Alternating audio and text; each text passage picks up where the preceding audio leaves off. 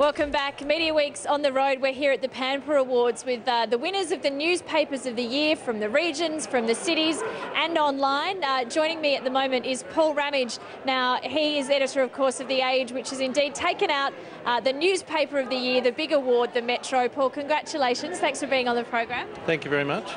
Just tell us a bit about how important, I suppose, it is for The Age to be a part of the Melbourne community. We spoke to Greg Highwood a little bit earlier and he said that's the real driving force behind a newspaper, is to connect with its community. Melbourne's a pretty big community. How do you do it?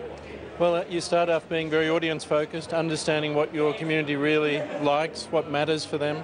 Of course, everybody in Melbourne and Victoria knows that football matters, so we cover it extensively, but you cover things that really matter to local people and you do it well. The thing about The Age, of course, is our primary focus is Melbourne and Victoria, but we also cover the nation and indeed a lot of the world. So it's a great tribute to win this award tonight. These awards take into account sort of every aspect of the paper. It's not just, about the journalism. It's about everything from the layout to the printing to, to the business model. What is it about the paper, do you think, that this year has really, made it stand out from the others?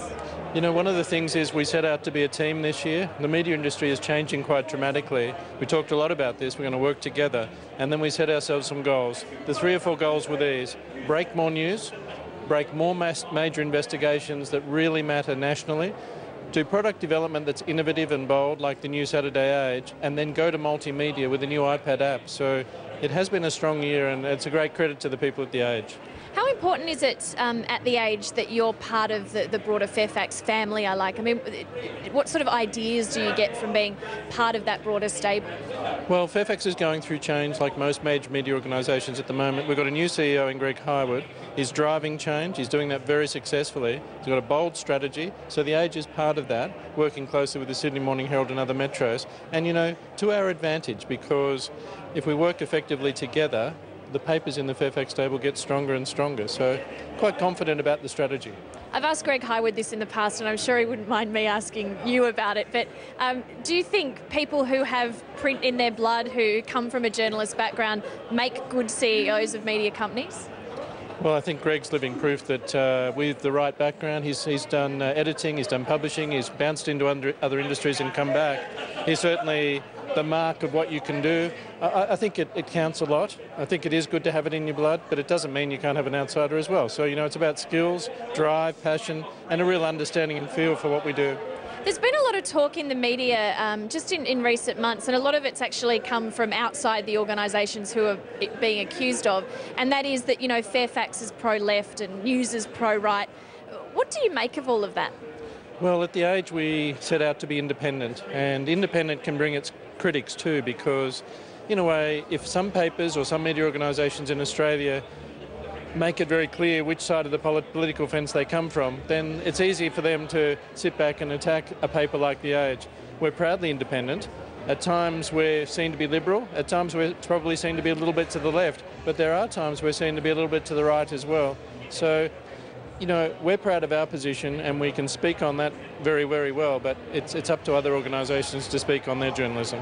It's interesting to note at these awards, there's lots of awards for things like, the best printing and types of printing, but there's also a lot of awards about digital now and about online. What's The Age doing specifically in that area to sort of keep up with the times, because it's just moving so quickly? Yeah, well, we're like most media organisations now. Twitter matters, social media, Facebook, etc. But I think the really big standout for us this year was the new iPad app.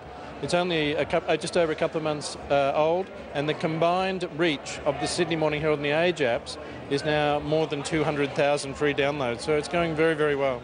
It's our major achievement this year so far. Paul Ramage, thank you. Thank you very much.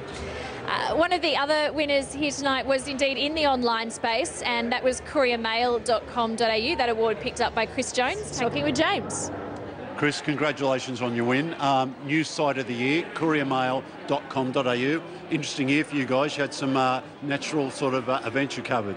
We sure have, James. The floods and the cyclone, I think the most important thing for us was how it really brought our newsroom together as a truly cross-platform operation.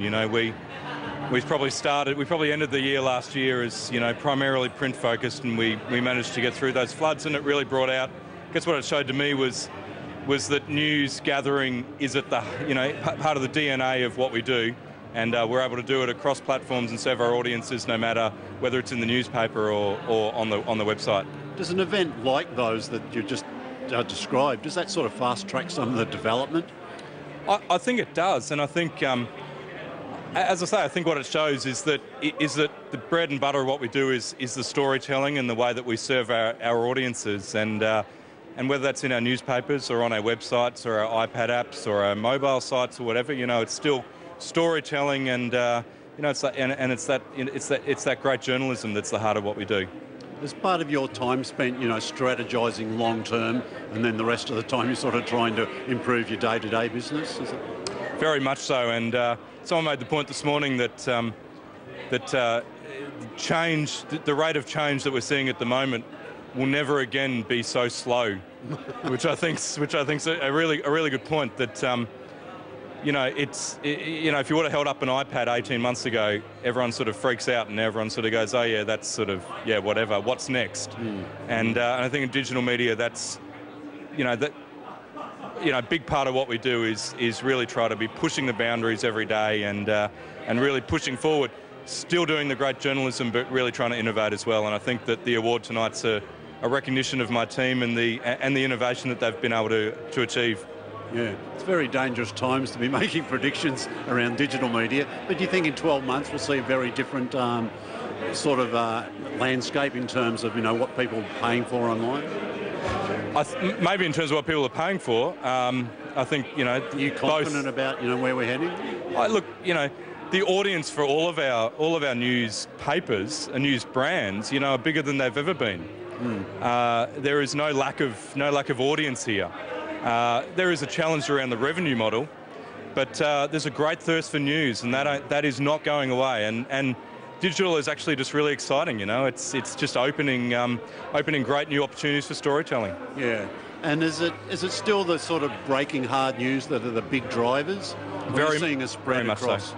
But it's still that, yeah. Very much so, James. I mean, breaking news is what all of our news brands are famous for, and the Courier Mail and the Sunday Mail and our digital brand couriermail.com.au really own the news landscape in Queensland, and that is not going away. But we're also working hard on on developing digital experiences that really drive the engagement, as well as those sort of quick snacks, jumping in, check the headlines, and move on with your day. We really want to keep people with us, and and make them spend a bit of time with us, drive that value, drive that engagement, and I think that's the sort of world in which then people would not only pay for our content, but be happy to pay for our content. Yeah. The company has pretty big digital operations in each metro market. Are you sort of guys known, are you sort of doing anything before the others? Are you specialising in anything? I think I see us as a bit of a test lab. We're out there just trying some things. We're not being shackled by our legacy, I guess.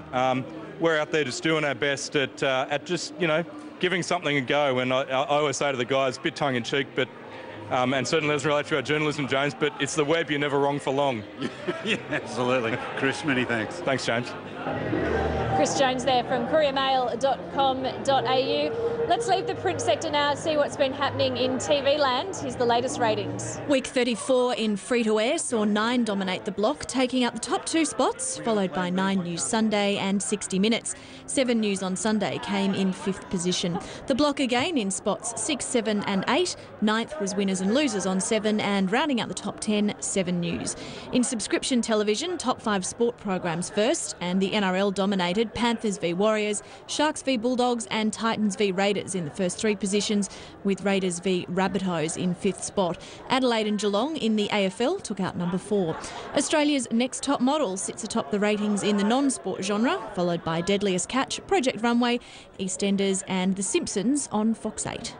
And that just about wraps up our coverage from the Pamper Awards. James, before we go, any other honourable mentions? There's a couple of multiple award winners at the Daily Telegraph. A lot of awards for photographers in the metro papers. The Telegraph, pretty much a clean sweep. Brad Hunter, Greg Porteous and Phil Hilliard all winning there.